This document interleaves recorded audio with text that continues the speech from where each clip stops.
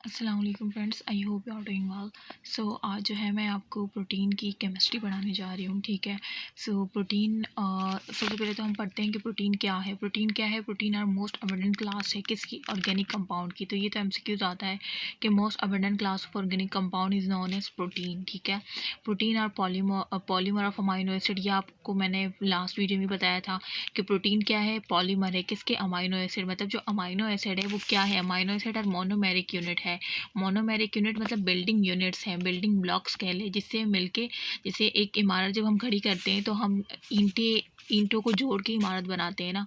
तो इस तरह से वो जो ईंटें हैं ना वो ये अमाइनो एसिड है।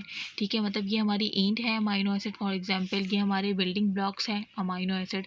और इस बिल्डिंग यूनिट्स को जब हम जोड़ के एक साथ लगाएंगे, ठीक है, और ये जो बिल्डिंग ब्लॉक्स एक साथ लगेंगे वो होती है एक स्पेसिफिक टाइप ऑफ लिंकेज होती है, जैसे जो कोवेलेंट लिंकेज होती है जिसे हम पेप्टाइड बॉन्ड कहते हैं। तो ये जो बिल्डिंग ब्लॉक्स होते हैं ये आपस में लगते हैं, मतलब बाइंड होते हैं specific type of covalent linkage से। ठीक है। और जो कि फॉर्मेशन करते हैं पॉलीमर की, जो कि प्रोटीन होता है। ठीक है।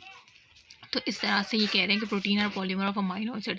अब प्रोटीन के फंक्शन यहाँ पे बताए हुए हैं कि फंक्शन ऑफ प्रोटीन क्या है। फंक्शन ऑफ प्रोटीन का सब फर्स्ट है कैटालाइसिस, कि वो कैटालाइजेशन परफॉर्म करवाता है। अब कैटालाइजेशन किस तरह से, देखिए रट्टा लगाने की तो ज़रूरत ही नहीं है।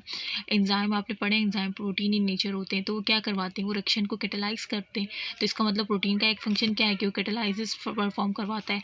दूसरा देखिए ट्रांसपोर्ट। अब ट्रांसपोर्ट की एग्जाम्पल सोचे, हमारे ब्लड में जो आरबीसी है, ठीक है, उसमें जो एक प्रोटीन है हेमोग्लोबिन, वो ऑक्सीजन को ट्रांसपोर्ट करवाती है ना।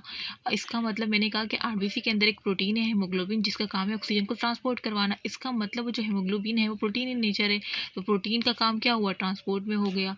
कॉन्ट्रैक्शन में आपने मसल के चैप्टर में पढ़ा होगा एक्टिन, मियोसिन, ठीक है, वो सब प्रोटीन ही नेचर होते हैं। तो कॉन्ट्रैक्शन में भी रोल आ गया। इस तरह से प्रोटेक्शन में आपकी पूरी बॉडी, ये पूरी बॉडी जो है ना, ये सब हमारी पूरी बॉडी प्रोटीन इन नेचर है। ठीक है। तो इस तरह से ये हमें क्या दे रही है, एक प्रोटेक्शन दे रही है। ठीक है। Structure and metabolic regulation, structure भी बनाती है हमारे, एक स्ट्रक्चर देती है, एक प्रोटेक्शन देती है हमारे ऑर्गन्स को, हमारे बॉडी को। ठीक है। और मेटाबॉलिक रेगुलेशन करवाती है। ठीक है।